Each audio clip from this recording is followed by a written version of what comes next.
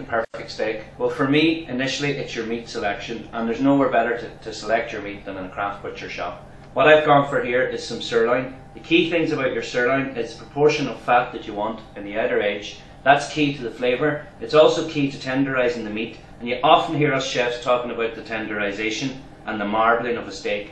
That's those little specks of fat that you see going through your steak. So I've gone for sirloin. You can go for a ribeye. I love rump. I think fillet can be good, little overpriced. So for me, it's a sirloin, rump or a ribeye as your perfect cut. So the next thing about cooking the perfect steak is the selection of your pan. I use a Stellar pan, but here we've gone for a good thick based bottom pan, and you must do that to get good heat retention in there. And I'll always heat my pan dry. I'll never heat a pan and oil together. The reason for that is to get more temperature and more control into the cooking. So the first thing I want you to do is get your pan on and heat it dry. So while your pan is on heating, I'm going to show you how to do lovely healthy chips made using sweet potato. So very simply, what I want you to do, cut them into nice chunks, rough edges on them, drop them into a bowl. So to the sweet potatoes, 1 tablespoon of Donegal rapeseed oil, because it's brilliant and healthy. It's very low in saturated fat, so it's about a tablespoon. And the reason for this in the bowl is just to toss them around so that they're taken in the oil. And quite simply to that, I'm going to add some fresh thyme. So it's little sprigs that I'm taking between my finger and thumb, breaking off the sprigs, and the oil now will help stick those to the sweet potatoes. And now I'm going to go with a little bit of seasoning, just some fresh ground black pepper.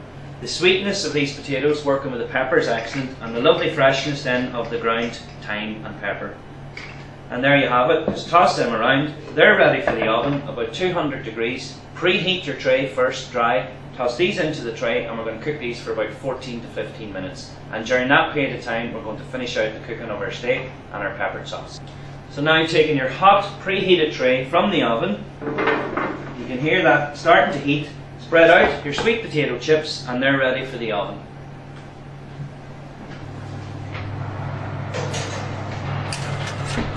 Okay, so now that your pan's on, it's lovely and hot, your sweet potatoes are in the oven. What we're going to do is we're going to add a little bit of rapeseed oil into the pan, 1 tablespoon, and I'm not going to season my steaks. I prefer to season them after they're sealed, because the importance about sealing your steak is to seal in the nutrition, the flavour and the juices. If you do that, you'll get a lovely tenderised steak with all the flavour packed in there. So you'll see that I added the steaks away from me in the pan. Always add away in a hot pan, and then the sparks will go towards your splashback. So once they're placed in there, don't move them, don't agitate them, let them sit, let them caramelise up and let them crust, and that'll just take about 30 seconds to a minute. So as your steaks are in there cooking, you're going to make the choice. Do you want it medium to rare, do you want it medium, or do you want it well done? It's used buying the steak, it's your choice. It's good quality steak from your local craft butcher. What I'm going to show you now is how to test whether it is medium to rare, medium or well done. It's very simply is just take your left hand, and we're going to rest our thumb on our finger like that, and if you just press in there, you'll see there's a lovely soft resistance. So without any pressure we're doing that, but it springs back out. That's a rare steak.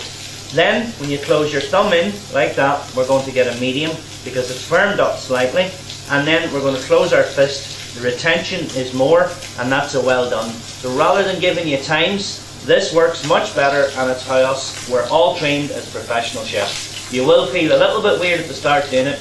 Get comfortable with it, and that confidence will give you the ability to cook the perfect steak the way you want it. So good indication, regardless of how you want the steak cooked, that it's ready to be turned over is when you see this colour starting to come up the side of the steak, and then we're going to turn that over and look at the lovely caramelisation, that lovely nutty crust that you've got on your steak. That's so valuable to flavour and the lovely caramelisation that you're after. And now just let that rest, and you'll notice that there's no watery grey juice in our pan because our pan was hot, we've sealed our steak properly, and all the goodness, the juices, the nutrition and the flavour is in there.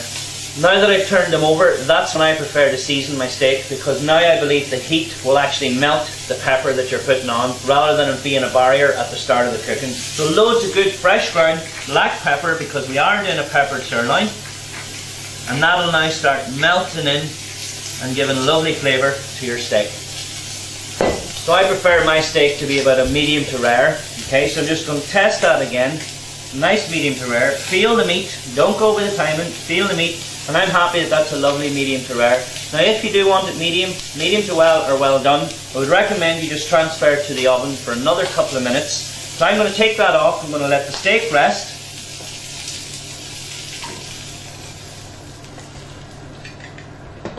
And now what's left behind in your pan is the key to this sauce. That's what we call sediment. Sediment is the natural juices that are left behind after you've caramelized up the lovely steak. And to that we're simply going to add our chopped onions, our sliced mushroom, about a clove of crushed garlic. And what's going to happen is that's going to absorb in all of the flavour and sediment that's left behind. So the onion and mushroom are fantastic for that, absorbing in all the flavour. And it's going to get a light, lovely brown colour, and that's going to form the basis for our perfect pepper sauce. So now you'll notice the onion and mushroom have absorbed in all the flavour and sediment. You're getting a lovely brown natural colour coming in from the steak. And to that now I'm going to add some fresh ground black pepper because I want a lovely fiery peppery sauce. So as much as what you want, and always remember with seasoning, you can always add, but you can't take away. And now comes a lovely bit of flamboyancy, where you're going to add a very good cognac brandy to this. It's going to ignite up, it's going to flame up, and you're going to burn off that flame. Have a little bit of confidence with this, there's nothing to be afraid of. All you need to do is just burn off the alcohol with a little bit of naked flame. I'm using gas. If you have an electric hob at home, you can add the brandy in and just simply ignite it. After about 6 seconds, it's going to disappear. So, are we ready? Here we go. And we're away.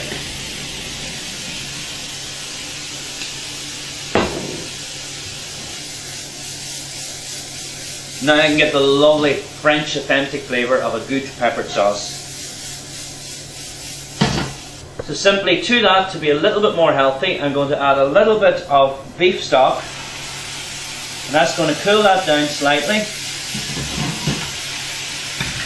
And now rather using what I used to use classically was loads of fresh cream, I'm going to use a half of creme fraiche and some fresh cream to this, and it's a little bit healthier. We're going to drop that in. Once that goes in, you need to stay with it, you need to work with it. And now we're going to get a lovely brown sauce starting to develop. It'll take about another minute or so. So while your steaks are resting, you've made your peppered sauce, your sweet potato chips are cooking in the oven. It's all coming together perfectly in about 12-14 minutes.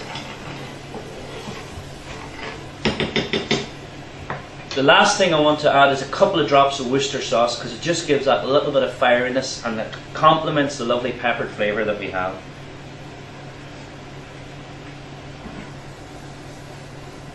You'll notice the sauce thickening up, so there's no flours in there. It's just the natural circumference that it has in the pan is allowing that to evaporate and to thicken that sauce slightly. And there's just a wonderful smell here at the moment. So that's us ready to serve the perfect steak with the healthy chips. I'm just going to heat up my plate and get my lovely healthy sweet potato chips from the oven.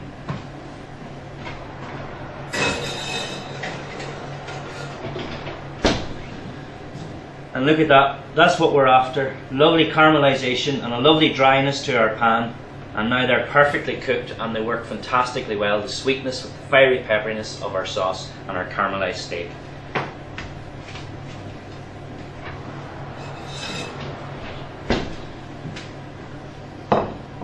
And there's our lovely warm plate. And onto that, simply just rest your steak on there. And now, I'm not a fan of putting loads of sauce over this. That lovely caramelization is a beautiful flavour, so we just want a little bit of our peppered sauce drizzled along the side of the plate. Our healthy sweet potato chips just arranged neatly on top of your steak. We're going to garnish that just with a little bit of beautiful flat leaf parsley, and to me, there is the perfect steak.